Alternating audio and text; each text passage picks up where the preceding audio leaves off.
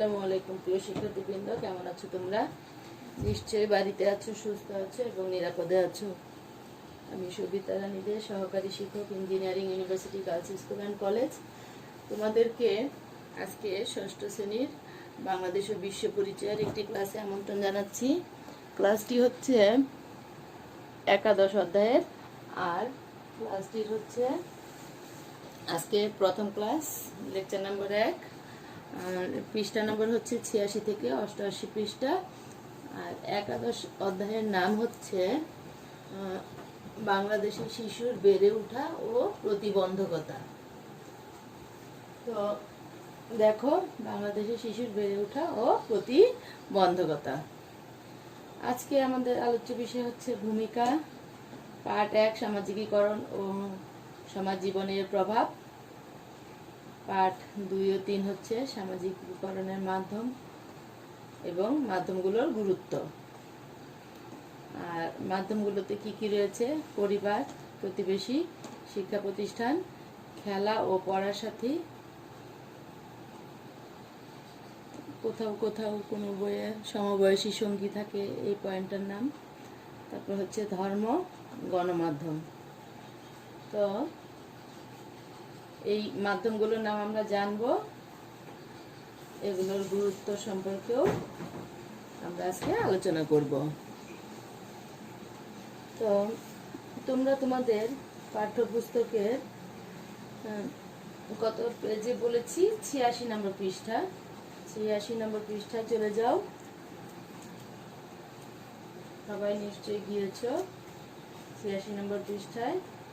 দেখো, আমরা আলোচনা করব হলো প্রথমে ভূমিকা, বাংলাদেশের শিশুর বেড়ে ওঠা ও প্রতিবন্ধকতা।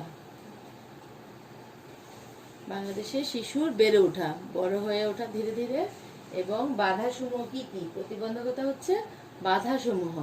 শিশুর বেড়ে ওঠার ক্ষেত্রে যে সকল বাধা বিঘ্নের সৃষ্টি হয় বা বাধা বিঘ্নের সম্মুখীন হতে হয়, সেগুলো নিয়ে এই চ্যাপ্টারটি আলোচনা।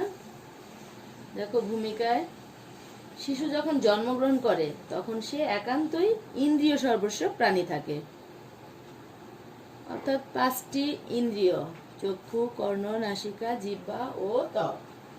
চক্ষু, চোখ; কর্ণ হচ্ছে কান; নাসিকা হচ্ছে নাক; জিহ্বা তো জিভ; আর ত্বক হচ্ছে স্কিন, চামড়া। তো এই 5টি ইন্দ্রিয় সর্বস্ব প্রাণী থাকে। সে মূলত অন্যের উপর নির্ভরশীল থাকে। ছোটকালের শিশু যখন জন্মগ্রহণ করে সে অন্যের উপর নির্ভরশীল থাকে, শুধু ইন্দ্রিয় সর্বস্ব প্রাণী থাকে, অন্য সবকিছু বড়দের উপর নির্ভর করতে হয়। তারপর দেখো, ধীরে ধীরে সে বিভিন্ন প্রক্রিয়ার মাধ্যমে সমাজের উপযুক্ত সদস্য হিসেবে বেড়ে ওঠে। শিশুর বেড়ে ওঠা শুরু হয় পরিবার থেকে। পরিবারের গণ্ডি পার হয়ে শিশুকে নতুন নতুন পরিবেশের সঙ্গেও খাপ খাওয়াতে হয়। নতুন পরিবেশ পরিস্থিতির সঙ্গে নিজেকে খাপ খাইয়ে চলার প্রক্রিয়ার নাম হচ্ছে সামাজিকীকরণ। তাহলে দেখো, সামাজিকীকরণের সংজ্ঞাটা আমরা পেয়ে গেলাম। সামাজিকীকরণের সংজ্ঞাটা কি? নতুন পরিবেশ পরিস্থিতির সঙ্গে নিজেকে খাপ খাইয়ে চলার প্রক্রিয়ার নামই হচ্ছে সামাজিকীকরণ। আচ্ছা, ইংরেজিতে বলা হয় সোশ্যালাইজেশন। তবে সমাজের বেড়ে ওঠার ক্ষেত্রে শিশুর বিভিন্ন ধরনের বাধা বা প্রতিবন্ধকতাও রয়েছে। এসব প্রতিবন্ধকতার উত্তরণ অতি জরুরি, অন্যথায় ভীতিকর মানসিক বৈকল্য নিয়ে শিশুদেরকে বেড়ে উঠতে হবে। এই অধ্যায়ে আমরা সমাজে শিশুর বেড়ে ওঠা ও বেড়ে ওঠার ক্ষেত্রে বিভিন্ন প্রতিবন্ধকতা সম্পর্কে জানব, যেটা আমি প্রথমে বলেছিলাম। তারপরে সামাজিকীকরণ প্রক্রিয়া, তাই না? তো সামাজিকীকরণ মানে ব্যক্তির সুষ্ঠু বিকাশের জন্য সামাজিকীকরণ হচ্ছে প্রয়োজন। ব্যক্তির সুষ্ঠু বিকাশের জন্য সামাজিকীকরণের প্রয়োজন। জন্মের পর থেকেই মানব শিশু সমাজের নিয়ম কানুন রীতিনীতি শিখতে থাকে। তো এই যে নিয়ম কানুন শেখা, রীতিনীতি শেখা, সমাজের সাথে নিজেকে খাপ খাইয়ে নেওয়া, উপযুক্ত গড়ে উপযুক্ত করে গড়ে তোলা, এটাই মূলত হচ্ছে সামাজিকীকরণ। ঠিক আছে? আচ্ছা, তো আর এই প্রক্রিয়াটা চলতে থাকে জন্ম থেকে মৃত্যু পর্যন্ত। এই প্রক্রিয়াটা জন্ম থেকে মৃত্যু পর্যন্ত চলতে থাকে। সামাজিকীকরণ প্রক্রিয়া হচ্ছে মানুষের জীবনের একটি জীবনব্যাপী প্রক্রিয়া, চলমান প্রক্রিয়া। ঠিক আছে? এটা একটি চলমান প্রক্রিয়া, এটা একটি জীবনব্যাপী প্রক্রিয়া। এই যে প্রক্রিয়ার কথা বলা হলো, যে সামাজিকীকরণ প্রক্রিয়া, এই প্রক্রিয়ার মাধ্যমে ব্যক্তি সমাজ জীবনের কাঙ্ক্ষিত আচরণ উপযোগী হয়ে গড়ে ওঠে, মানে প্রত্যাশিত আচরণের উপযোগী হয়ে গড়ে ওঠে। এই প্রক্রিয়ার মাধ্যমে শিশু সমাজের নিয়ম নীতি, মূল্যবোধ, বিশ্বাস, আদর্শ ইত্যাদি আয়ত্ত করে। তো নিশ্চয়ই বুঝতে পেরেছ সামাজিকীকরণ প্রক্রিয়াটা কি। আচ্ছা, তো এই যে সামাজিকীকরণ প্রক্রিয়া আলোচনা করলাম, দেখো বইয়ের আলোচনায় সমাজে আমরা বিভিন্ন প্রক্রিয়ার মধ্য দিয়ে বেড়ে উঠি, সামাজিক জীব হিসেবে পরিচিতি লাভ করি। সমাজ থেকে আমরা যা শিখি সেটা আমাদের সামাজিক শিক্ষা। এই শিক্ষার অন্তর্ভুক্ত হচ্ছে সমাজের নিয়ম নীতি, মূল্যবোধ, বিশ্বাস, আদর্শ ইত্যাদি। ঠিক আছে? আচ্ছা, যে প্রক্রিয়ার মাধ্যমে আমরা সামাজিক শিক্ষা আয়ত্ত করে সমাজের উপযুক্ত সদস্য হিসেবে প্রতিষ্ঠিত হই তাকেই সামাজিকীকরণ বলে। বললাম, একটু আগে বললাম যে এটা একটি চলমান প্রক্রিয়া, একটি জীবনব্যাপী প্রক্রিয়া, আর জন্ম থেকে মৃত্যু পর্যন্ত চলতে থাকে। শিশু যখন জন্মগ্রহণ করে তখন শিশুর প্রাথমিক অভাব পূরণ করে তার মা। এ কারণে মা শিশুর অনুকরণীয় আদর্শে পরিণত হয়। তাহলে কি বললাম আমরা? অনুকরণীয় আদর্শে পরিণত হয়। কে পরিণত হয়? মা। ঠিক আছে? আচ্ছা, এরপর দেখো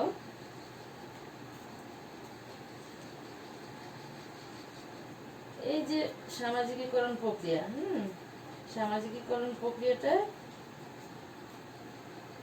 বলেছি যে জীবনব্যাপী একটি প্রক্রিয়া। তো মা তো ছোটকালে বা একদম প্রথমে শিশুর অনুকরণীয় আদর্শে পরিণত হয়। মা ছাড়াও তো আর অন্যান্যরা রয়েছেন। তো শিশু আস্তে আস্তে বাবা, তারপরে হলো অন্যান্য আরো আত্মীয় স্বজন যারা থাকে তাদের উপস্থিতি উপলব্ধি করে এবং তার সামাজিক সম্পর্কের গণ্ডি আরো বিস্তৃত হয় ধীরে ধীরে। ঠিক আছে? পরবর্তীকালে শিশু প্রতিবেশী, সমবয়সী, খেলা ও পড়ার সাথী, ধর্মীয় প্রতিষ্ঠান সহ বিভিন্ন বাহনের মাধ্যমে সামাজিক জীবে পরিণত হয়। এই বাহনগুলো হচ্ছে মাধ্যম আর কি। ঠিক আছে? সামাজিকীকরণের বাহন বা মাধ্যম। এভাবে শিশু আদর্শ, মূল্যবোধ, রীতিনীতি, দায়িত্ব, কর্তব্য, সহনশীলতা ইত্যাদি গুণাবলী আয়ত্ত করে সামাজিক জীব হিসেবে ভূমিকা পালনে উৎসাহিত হয়। সমাজ জীবনে সামাজিকীকরণের প্রভাব অনেক। এই প্রক্রিয়া শিশুকে সামাজিক মানুষে পরিণত করে, সুস্থ ও সুন্দরভাবে বিকশিত হতে এবং যোগ্য নাগরিক হিসেবে গড়ে উঠতে সহায়তা করে। শিশুকে সমাজের দায়িত্বশীল সদস্যে পরিণত হতে এবং সমাজের শান্তি শৃঙ্খলা বজায় রাখতে সহায়তা করে। এই প্রক্রিয়া শিশুকে সমাজের প্রত্যাশা অনুযায়ী আচরণ করতেও শেখায়। যেমন আমাদের সমাজ প্রত্যাশা করে নারী পুরুষ সকলেই একে অন্যের সাহায্যে এগিয়ে আসবে। এই কাজে আমরা অভ্যস্ত হলে সমাজের প্রত্যাশা অনুযায়ী আচরণ কি করব? করতে পারবো, তাই না? সামাজিকীকরণ শিশুর জীবনে প্রয়োজনীয় দক্ষতারও বিকাশ ঘটায়। অর্জিত দক্ষতা কাজে লাগিয়ে শিশু নিজ জীবনের অনেক ঝুঁকি ও সমস্যা মোকাবিলা করতে পারে। তাহলে এটুক নিশ্চয় বুঝেছ। এখন দেখো সামাজিকীকরণের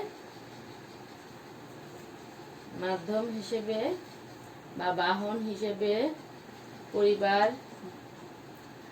প্রতিবেশী, শিক্ষা প্রতিষ্ঠান, খেলা ও পড়ার সাথী, ধর্ম, গণমাধ্যম এগুলোর পরিচিতি এবং গুরুত্ব। আচ্ছা, পরিবার হচ্ছে সামাজিকীকরণের প্রথম এবং প্রধান বাহন। ঠিক আছে, পরিবার সামাজিকীকরণের প্রথম বাহন এবং প্রধান বাহন বা মাধ্যম। তো পরিবারে বসবাস করতে গিয়ে শিশু পরিবারের সদস্যদের থেকে আবেগ, অনুভূতি, শ্রদ্ধা, ভালোবাসা এগুলো আয়ত্ত করে। খাদ্যাভ্যাস, পোশাক পরিচ্ছদ, ধর্মচর্চা, শিক্ষা গ্রহণ এগুলো পরিবার থেকেই শিশু কি করে, ধীরে ধীরে আয়ত্ত করে। এজন্য পরিবারকে একটি শক্তিশালী বাহন বলা হয়। ঠিক আছে, তো কি বলেছি যে পরিবার হচ্ছে শিশুর প্রাথমিক বাহন এবং প্রধান বাহন, আর শিশু তার চারিত্রিক গুণাবলী পারিবারিক পরিবেশেই অর্জন করে।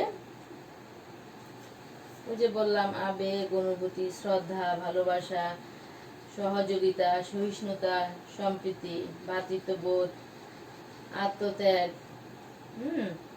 প্রভৃতি সামাজিক শিক্ষা শিশু পরিবার থেকেই অর্জন করে। তো শিশুর সুষ্ঠু সামাজিকীকরণের জন্য প্রয়োজন হয় সুন্দর পারিবারিক পরিবেশ। মা বাবার মধ্যে সম্পর্ক মধুর হলেও শিশু সুন্দর পারিবারিক পরিবেশে বেড়ে উঠতে পারে। অপরপক্ষে পারিবারিক অশান্তি শিশুর স্বাভাবিক বিকাশকে বাধাগ্রস্ত করে। তাই শারীরিক ও মানসিক সুস্থতা নিয়ে শিশুর বেড়ে ওঠার জন্য সব সময় সুন্দর পারিবারিক পরিবেশ বজায় রাখা উচিত। এরপরে আসো প্রতিবেশী। ঠিক আছে, প্রতিবেশী কারা সবাই আমরা জানি, তাই না? প্রতিবেশী হচ্ছে আমাদের বাড়ির আশেপাশে যারা বসবাস করেন তারা। তো এই যে আমাদের বাড়ির আশেপাশে যারা বসবাস করেন তাদের সাথে আমরা মিশি, উঠা বসা করি, হ্যাঁ, তারপরে হচ্ছে তাদের সাথে কথাবার্তা হয়। গ্রামের প্রভাবটা বেশি, কিন্তু শহরে যদিও কম অথবা একেবারে নাই বললেও চলে। তো তারপরেও শিশু সামাজিকীকরণে প্রতিবেশীর একটা ভূমিকা থাকে। তো দেখো, পাশাপাশি বাড়িগুলো সমবয়সী শিশুদের নিয়ে একটি প্রতিবেশী দল গড়ে উঠতে পারে, যার মাধ্যমে আমরা পারস্পরিক সহযোগিতা, সহমর্মিতা, সমতা, ঐক্য প্রভৃতি বিষয়ে শিক্ষা অর্জন করতে পারি। ঠিক আছে, তো এটুকু তো বুঝতে পেরেছ নিশ্চয়ই। প্রতিবেশীদের কাছ থেকেও শিশু আচার আচরণ, রীতিনীতি দেখতে দেখতে শিখে ফেলে। বুঝতে পেরেছ? প্রতিবেশীর ভাষা, আচার আচরণ, মূল্যবোধ এগুলাও হচ্ছে শিশুর আচরণে প্রভাব ফেলে। এরপর দেখো শিক্ষা প্রতিষ্ঠান। তো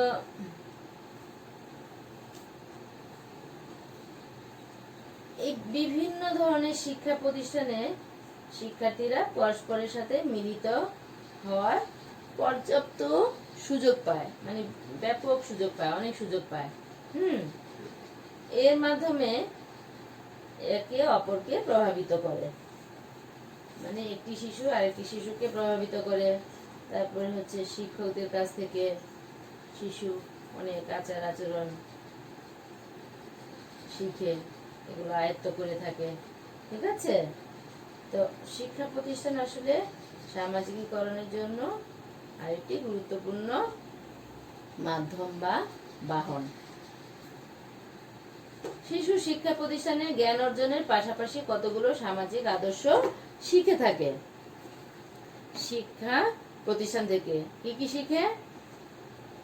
শৃঙ্খলাবোধ, দায়িত্ববোধ, নিয়মানুবর্তিতা, শ্রদ্ধাবোধ, সহযোগিতা, সহমর্মিতা, পারস্পরিক ভালোবাসা ইত্যাদি। তাহলে এগুলো তোমরা বিদ্যালয় থেকে শিখে থাকো না? হ্যাঁ, শিখো। শিক্ষা প্রতিষ্ঠানের বিভিন্ন কার্যক্রমে অংশগ্রহণ করে শিশু বৃহত্তর সমাজের আদব কায়দা, আচার আচরণ ও মূল্যবোধও শিখে থাকে। আচ্ছা, শিশুর সুঅভ্যাস গঠনের ক্ষেত্রেও শিক্ষা প্রতিষ্ঠান ভূমিকা পালন করে। পাঠ্যপুস্তকের বিষয়বস্তুও শিশুর আচরণকে প্রভাবিত করে। সামাজিকীকরণে তাই শিক্ষা প্রতিষ্ঠানের ভূমিকা খুবই গুরুত্বপূর্ণ। ঠিক আছে, এই পয়েন্ট আমরা বুঝতে পেরেছি। এবার আসো খেলা ও পড়ার সাথী। খেলা এবং পড়ার সাথী। তো শিশুর সামাজিকীকরণের ক্ষেত্রে খেলা ও পড়ার সাথীর ভূমিকা তো খুবই গুরুত্বপূর্ণ, তাই না? এই যে শৈশবে তোমরা আছো, এই যে শৈশব বয়সে তোমাদের যারা সমবয়সী আছে, এই সমবয়সীদের প্রতি তোমাদের প্রবল একটা আকর্ষণ থাকে, আর এই আকর্ষণটাকে প্রতিরোধ করা যায় না, অপ্রতিরোধ্য একটা আকর্ষণ থাকে। তো খেলার সাথীরা যখন তোমরা খেলাধুলা করো, যাদের সাথে খেলাধুলা করো, তাদের সাথে তোমাদের হচ্ছে কি হয়, একটা মিথস্ক্রিয়া হয়। তো মিথস্ক্রিয়ার মাধ্যমে তোমরা একে অপরের কাছ থেকে অনেক কিছু শিখে থাকো, তাই না? কথাবার্তা, আচার আচরণ, চালচলন, এগুলো তোমরা একজন আরেকজনকে প্রভাবিত করো। আচ্ছা, আবার তোমরা সহমর্মিতা, সহযোগিতা, সহনশীলতা, নেতৃত্বের গুণাবলী, এগুলো এই খেলার সাথী পড়ার সাথীদের কাছ থেকে আয়ত্ত করো, করো না? হ্যাঁ। আচ্ছা, তো দেখো বইয়ের ভাষা অনুসারে দেখো যে খেলা ও পড়ার সাথী, শিশুর সামাজিকীকরণে খেলা ও পড়ার সাথীর ভূমিকা কম নয়।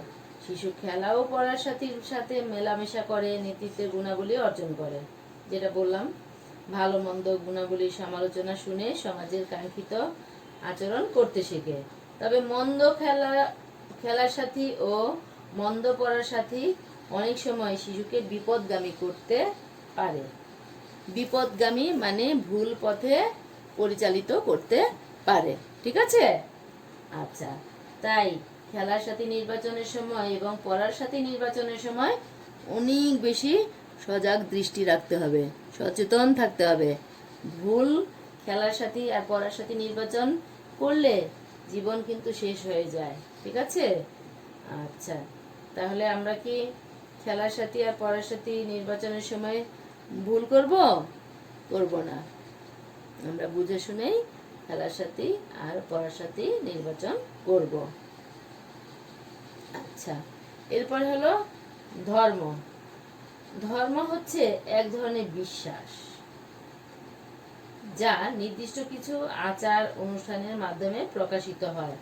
প্রতিটি ধর্মেরই মূল বিষয় হচ্ছে ব্যক্তিকে ন্যায় ও কল্যাণের প্রতি আহ্বান করা এবং অন্যায় ও অকল্যাণ থেকে দূরে রাখা।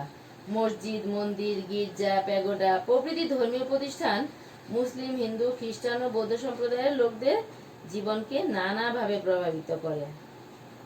তাহলে ধর্ম প্রত্যেকই ধর্ম তাদেরকে কল্যাণের শিক্ষা দেয়, শান্তির শিক্ষা দেয়, অহিংসা শিক্ষা দেয়, তারপরে হলো নির্লোভ হওয়ার শিক্ষা দেয়, চুরি না করার শিক্ষা দেয়, মিথ্যা না বলার শিক্ষা দেয়। প্রত্যেকটি ধর্মই। আচ্ছা, তো ধর্ম মানুষের মনে সামাজিক মূল্যবোধ সঞ্চারিত করে। সহযোগিতা, কর্তব্যপরায়ণতা, ন্যায়পরায়ণতা, সহমর্মিতা প্রভৃতি গুণাবলীর অধিকারী করে। সৎ ও ন্যায়পরায়ণ হতে শিক্ষা দেয়। আমরা ধর্মীয় অনুশাসন মেনে চলব এবং জাতি, ধর্ম, বর্ণ, নারী, পুরুষ নির্বিশেষে সকল মানুষের সাথে সম্প্রীতি বজায় রেখে চলব। এই যে তোমাদের ধর্মগ্রন্থ, যে কোনো ধর্মেরই ইসলাম ধর্ম হোক, খ্রিস্ট ধর্ম হোক, হিন্দু ধর্ম হোক, বৌদ্ধ ধর্ম হোক, যে কোনো ধর্মেরই, হ্যাঁ, মূল কথা হচ্ছে কি, যে শান্তি, সম্প্রীতি, অহিংসা। হ্যাঁ, তো এই যে তোমরা তোমাদের ধর্মগ্রন্থগুলোর মধ্যে অনেক নৈতিক শিক্ষামূলক অনেক উপাখ্যান পড়ে থাকো, তাই না? এই উপাখ্যানগুলোর তোমাদের জীবনে ব্যাপক প্রভাব সৃষ্টি করে। তোমরা এই নীতিকথাগুলোর মাধ্যমে, নৈতিক শিক্ষাগুলোর মাধ্যমে যে জ্ঞানটা অর্জন করো, সেটা পরবর্তীতে তোমাদের বাস্তব জীবনে কাজে লাগাতে পারো, তাই না? অন্যায় আচরণ করতে গেলে, মিথ্যা কথা বলতে গেলে, সেই তোমার এই যে নৈতিক শিক্ষাগুলো তোমাকে কি করে, বাধা দেয়। হ্যাঁ, তাহলে ধর্ম সামাজিকীকরণের ক্ষেত্রে একটি গুরুত্বপূর্ণ কি মাধ্যম বা বাহন। এবার আসো গণমাধ্যম। তো জনগণের কাছে সংবাদ, মতামত, বিনোদন প্রভৃতি পরিবেশন করার মাধ্যমকেই বলা হয় গণমাধ্যম।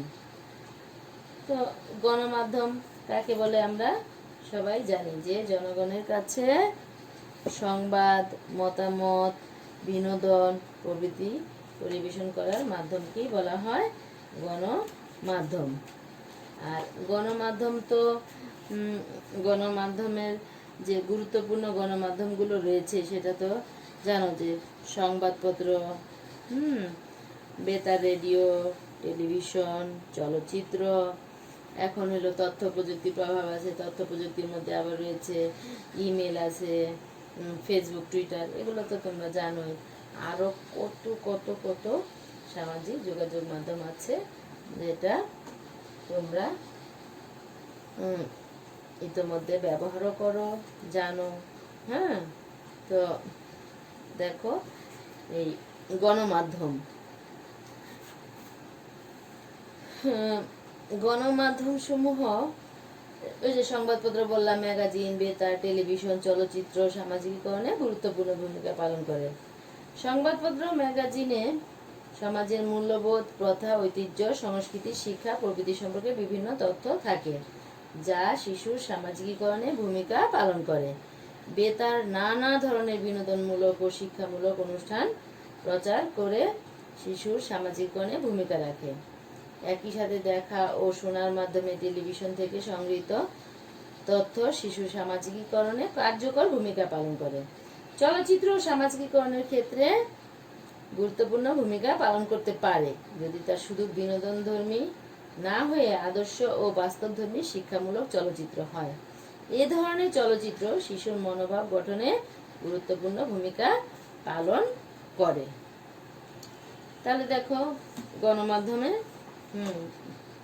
বলেছিলাম যে গণমাধ্যমের পয়েন্টগুলোতে কি কি, সংবাদপত্র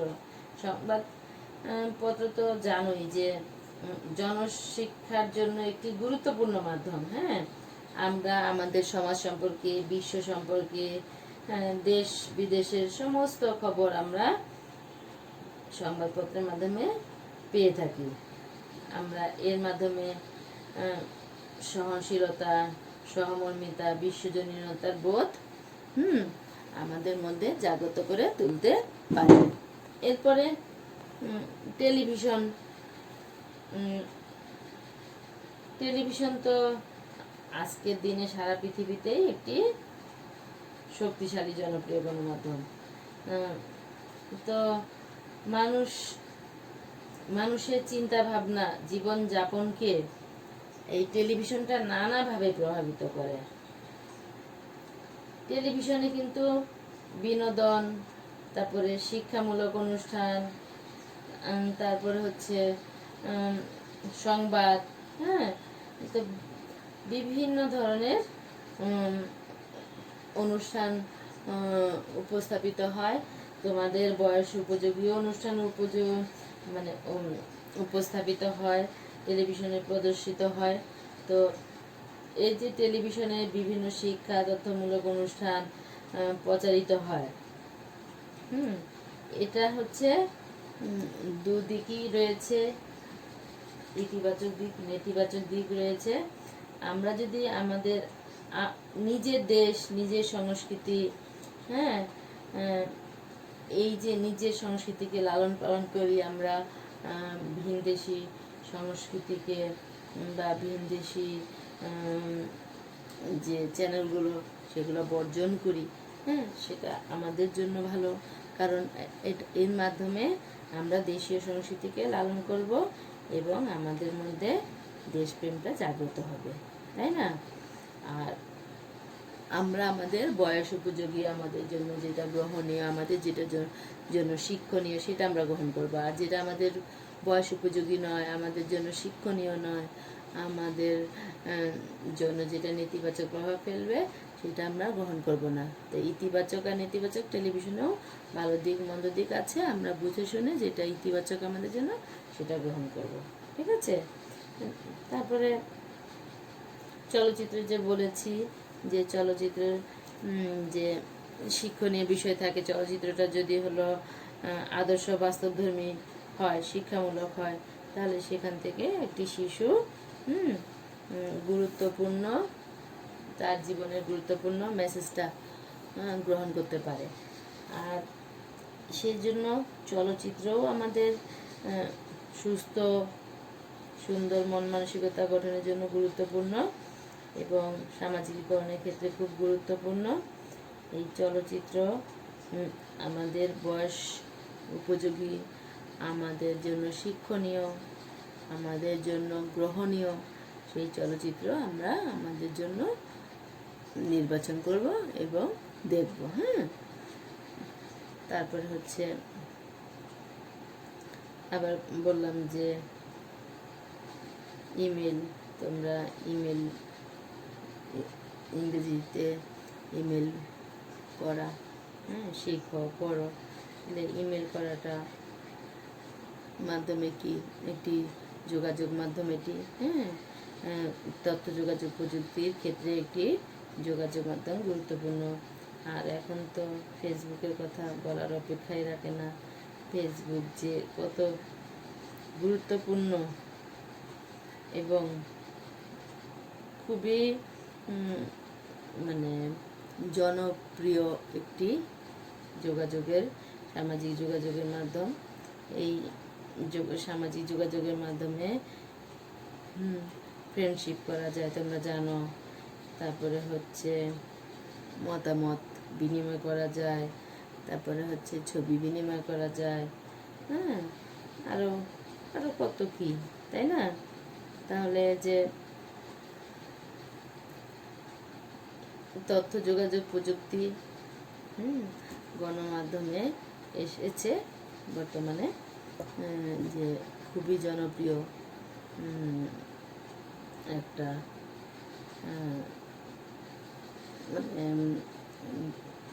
সামাজিকীকরণের একটি মাধ্যম বা বাহন। তো দেখো যে সামাজিকীকরণের মাধ্যম যে আমরা আলোচনা করলাম, পরিবার, প্রতিবেশী, শিক্ষা প্রতিষ্ঠান, খেলা, পড়ার সাথী, ধর্ম, গণমাধ্যম, সবগুলোরই কিন্তু ভূমিকা রয়েছে, গুরুত্বপূর্ণ ভূমিকা রয়েছে। তো আজকের জন্য আমাদের পাঠটি এখানেই শেষ করছি। এটুকুই ছিল আমাদের আলোচ্য বিষয়। তো তোমাদের আজকে পাঠের উপর ভিত্তি করে আমি তোমাদেরকে একটি সৃজনশীল প্রশ্ন দিচ্ছি। উদ্দীপকটি আমি ছক আকারে করেছি। সেই উদ্দীপক থেকে তোমাদের সৃজনশীল প্রশ্নটি রচিত তোমরা আশা করি পারবে। উত্তরটি লিখবে, পড়বে এবং শিখবে। তাহলে সবাই বাড়ি কাজ নেওয়ার জন্য প্রস্তুত?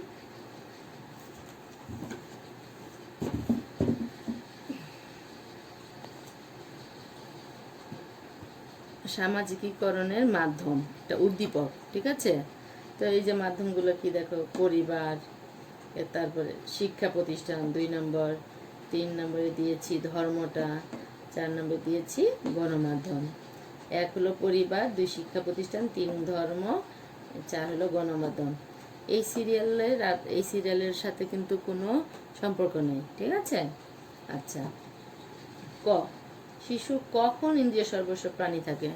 আজকে আলোচনার প্রথম লাইনটি ছিল এটা, মনে আছে তোমাদের? শিশু কখন ইন্দ্রিয় সর্বস্ব প্রাণী থাকে? মনে আছে সবার? এবার খ, সামাজিকীকরণ বলতে কি বোঝায়? সামাজিকীকরণ বলতে কি বোঝায় আমি অনেকক্ষণ বলেছি তোমাদেরকে, তোমাদের বইয়ে সুন্দরভাবে আছে, এটাও পারবে। এটা হচ্ছে একে হচ্ছে এক, কয়ে হচ্ছে 1 নাম্বার, খতে হচ্ছে 2, গ, শিশুর সামাজিকীকরণ শুরু হয় উদ্দীপকের 1 নম্বর থেকে, ব্যাখ্যা করো। উদ্দীপকের 1 নম্বর মানে হচ্ছে পরিবার, অর্থাৎ পরিবার থেকেই শিশুর সামাজিকীকরণ শুরু হয়, ব্যাখ্যা করো। তারপরে ঘ, শিশুর সামাজিকীকরণের ক্ষেত্রে 4 নম্বরের গুরুত্ব বিশ্লেষণ করো। 4 নম্বরে রয়েছে গণমাধ্যম। গণমাধ্যম সম্পর্কে তোমাদের বইয়ে যেটুকু আছে আমি বই বহির্ভূতও বলেছি। তো শিশু সামাজিকীকরণের ক্ষেত্রে যে গণমাধ্যমের গুরুত্ব বিশ্লেষণ করো। পারবে না? খুব সহজ কিন্তু। তাহলে আজকের বাড়ি কাজ এই পর্যন্তই। সবাই ভালো থেকো, সুস্থ থেকো, বাড়ি কাজ করো, কারণ ক খ গ ঘ 4টি বাড়ি কাজই। আর এর মাধ্যমে, বাড়ি কাজের মাধ্যমে আমাদের পাঠ এখানে সমাপ্ত হলো। আল্লাহ হাফেজ।